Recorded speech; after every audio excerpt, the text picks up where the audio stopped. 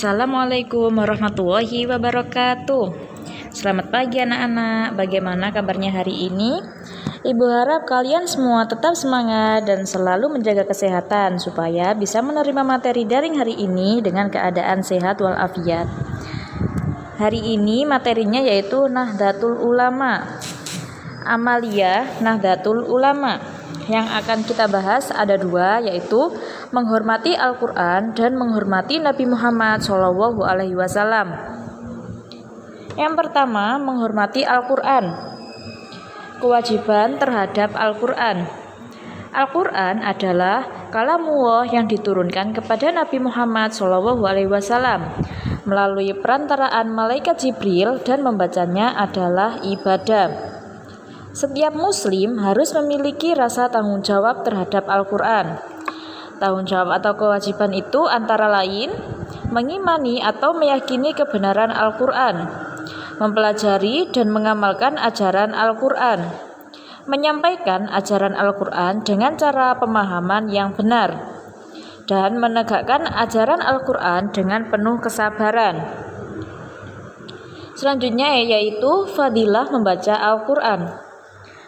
Mempelajari Al-Quran dengan baik dan benar sesuai dengan ilmu tajwid adalah kewajiban bagi setiap muslim. Membiasakan diri membaca Al-Quran mempunyai fadilah atau keutamaan antara lain, membaca Al-Quran adalah ibadah dan akan memperoleh pahala dari Allah Subhanahu wa Ta'ala. Orang yang pandai membaca Al-Quran akan dikumpulkan bersama malaikat pencatat amal kebaikan. Orang yang tekun membaca Al-Quran tidak akan diliputi rasa takut ketika menghadapi hari kiamat.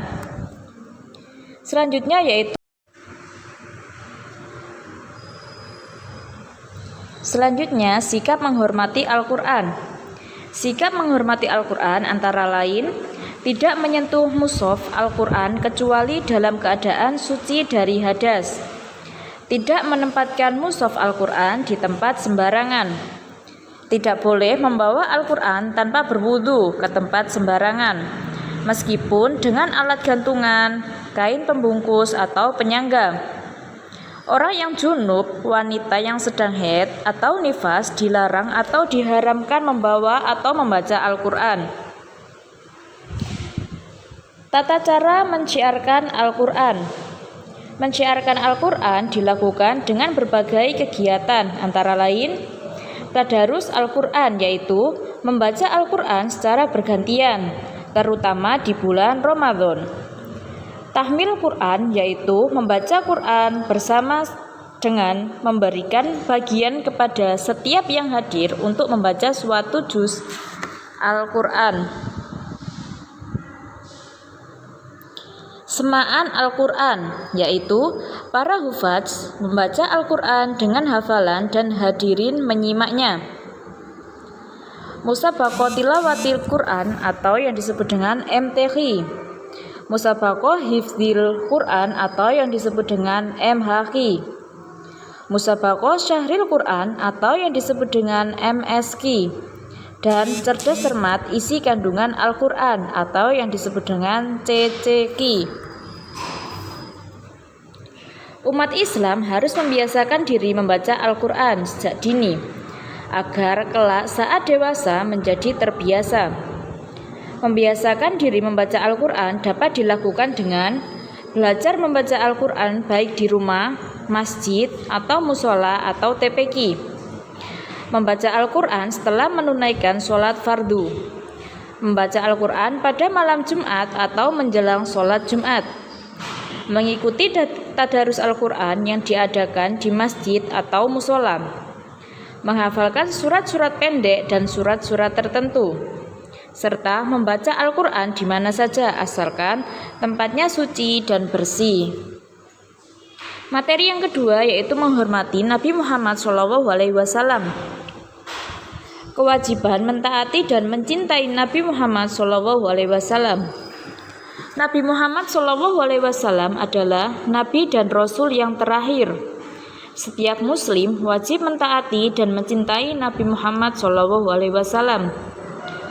Mentaati dan mencintai Nabi Muhammad SAW dapat dilakukan dengan mengimani atau meyakini bahwa Nabi Muhammad adalah Nabi dan Rasul akhir zaman dan tidak ada Nabi dan Rasul sesudah beliau.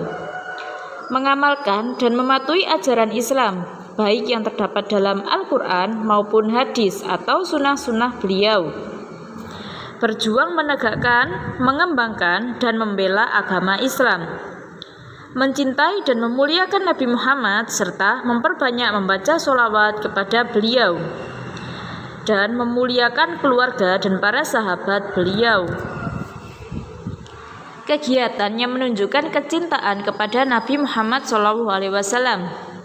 Yang pertama, peringatan Maulid Nabi Muhammad SAW setiap tanggal 12 Rabiul Awal dengan mengadakan kegiatan pembacaan sholawat atau pengajian umum. Kedua, kegiatan rutin membaca sholawat Nabi dengan membaca tiba, barzanji atau melalui seni hadra.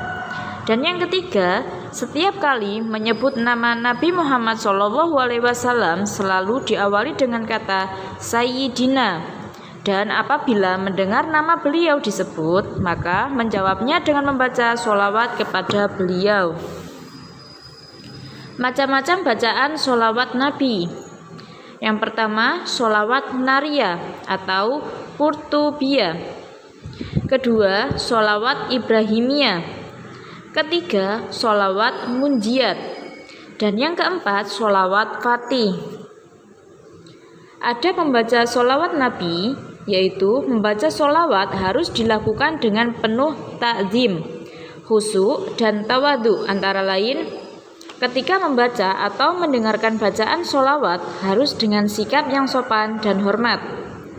Ketika membaca sholawat dengan berdiri atau yang disebut dengan mahalul qiyam, maka harus dengan sikap tawadhu, seakan-akan kita berhadapan dengan Rasulullah SAW. Ketika membaca sholawat hendaknya dengan suara yang pelan dan syahdu, tidak dipermainkan. Fadilah membaca sholawat Nabi.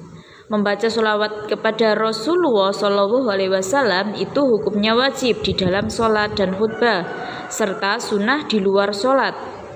Tujuan utama sholawat kepada Rasulullah SAW adalah menjalankan perintah Allah Subhanahu wa Ta'ala, mengharapkan pahala dari Allah Subhanahu wa Ta'ala, mengharapkan syafaat dari Rasulullah SAW kelak di akhirat, dan membaca sholawat kepada Nabi Muhammad SAW merupakan bukti kecintaan kepada beliau.